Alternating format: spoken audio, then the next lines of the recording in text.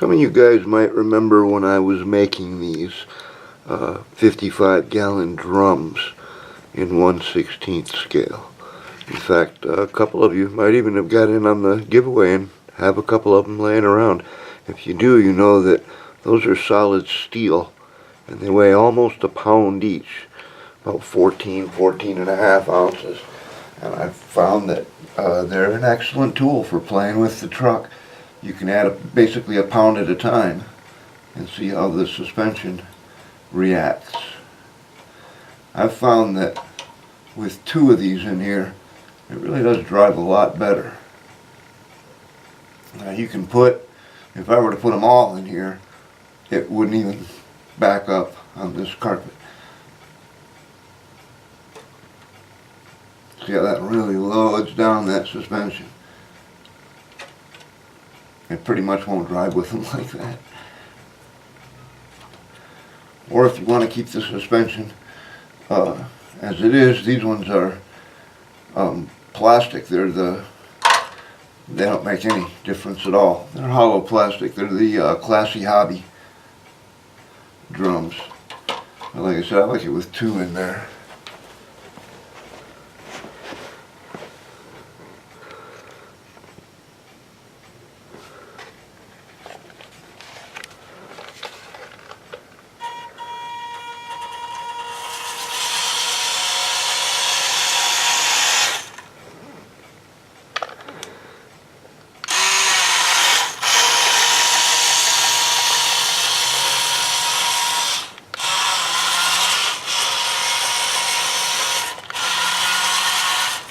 Seems like just a little bit of extra weight there just seems to make it perform a little easier.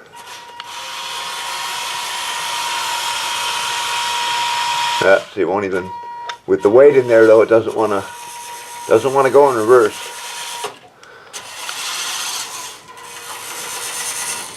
Doesn't like this carpet either. Does much better on cement or tile. But anyway, that's just me playing around with them. And it's just an idea for how to check what you think about the level of suspension that you have. And if you want to increase it or decrease it.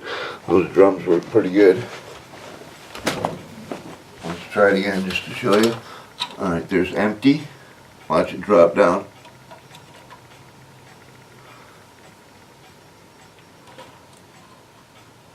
Drop way down. We're going to break a spring. Just thought that was pretty cool, but hey, that's just me. I found something else interesting about these little trucks that I thought I'd share. When you're driving them and you turn, it makes that awful noise, you know. But I've found that when you're going in reverse, if you want to turn a corner, hear it going all the way around like that.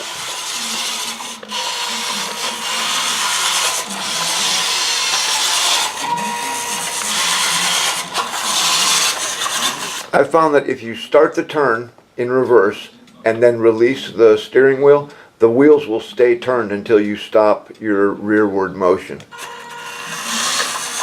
See how they stay turned? You can tell by the noise. Does it in either direction. Once the wheels get turned, they'll pretty much stay turned.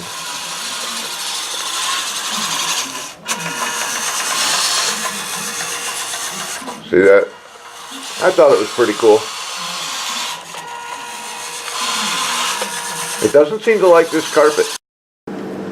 Okay, one more thing about these trucks is that I'm definitely going to have to source a supply of batteries for them. The 4.8 volt is, I'm not sure how common it is. You know, I don't have anything else really that runs on 4.8. The Temper crawlers did, so I've got a bunch of really small 4.8 NIM batteries. This is 220. The one that comes with the truck is a 700 milliamp hours. I've got 220s. This is also 220. This one's 150. But they're all 4.8. They have different connectors. I like these connectors that are on here, but I'd have to get a whole new connector kit for these. So I'm thinking about taking all my 4.8 stuff over to the red JST and just have everything use that. I've already got an adapter for the charger, and that's the point right now, is the charger. This is the IMAX charger. I can't remember how much I paid for it. I'll look and add it in when I edit.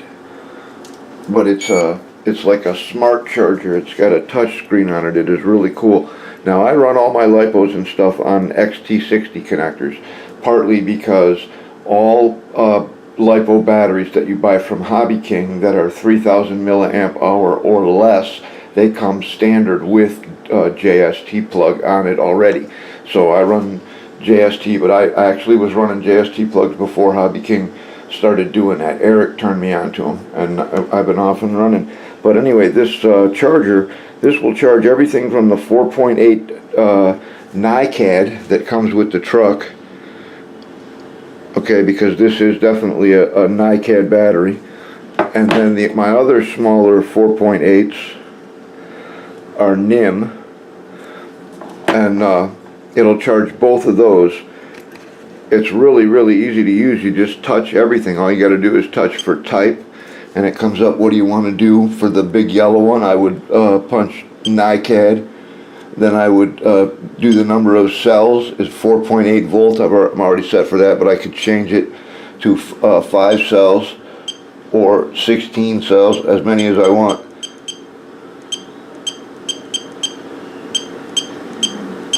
Four cell, that's where I would be.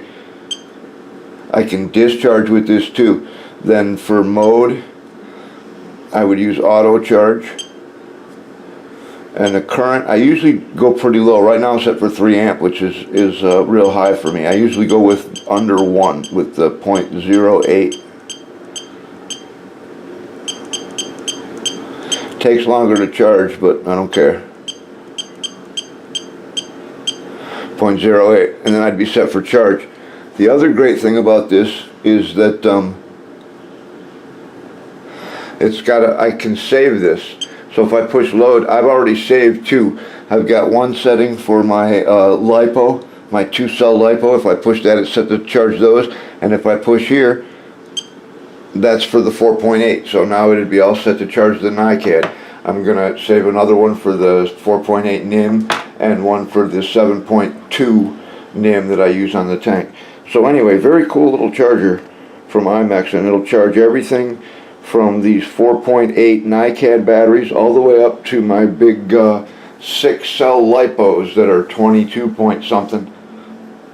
So that's what I'm using to charge. Hope that helps. Okay, I'm always looking for stuff I can use to make conversions. And I got to looking at this horse trailer that I got here. This is one of those Ertl Big Farm horse trailers in 1/16 scale. There's the logo. This one came with 2 cows. I got it on eBay. It was $9.90 plus $6.60 shipping. So for under $17, I got this trailer, and I started looking at it, and it seemed like the bottom would pop right off. So I did that. I popped it off. So I've still got a lowboy trailer that I could, I suppose, hook up for something, and I probably will later. And now I've got this entire structure. And I just can't help but think that if I maybe take these out, maybe chop it, maybe lower the top a little bit, I don't know, I'll have to look at it some more. I'm thinking that'll, I'll lower it down so it sits a little lower. I'll actually take this bed off and make something to go underneath there. I think that'd be great. Like I say, I can remove this part. I could actually remove the top panels and just leave the ribs, and then put some of that Supplex canvas, some of that Supplex material across it. That stuff looks just like canvas. I think that would be a really cool little item. I think it'd be worth buying another one of these, maybe even a couple of them. For the 4x, I could cut it off right here and just make a little canvas top, for the bed. Maybe still keep these fenders. I don't know. There's just limitless possibilities, And I think this, for the price, for 17 bucks, that's a really good platform. When the 6x6 comes out, if they don't already have some kind of canvas top, this would make it really easy to fashion some kind of canvas top for a 1.5 deuce on a 6x6. So hopefully guys like Painless and Carl to get some ideas from that and start looking at these other 1/16 farm series. I'd like to make a water tanker. I'm thinking if I can find a water tank trailer in the farm equipment, I might be able to cannibalize the tank and do something here, you know, maybe make a different bed, scratch build a different bed or something, put a tank on there for either fuel or water. And if I make it as a water buffalo, I'd want to put a trailer, a water trailer behind it too.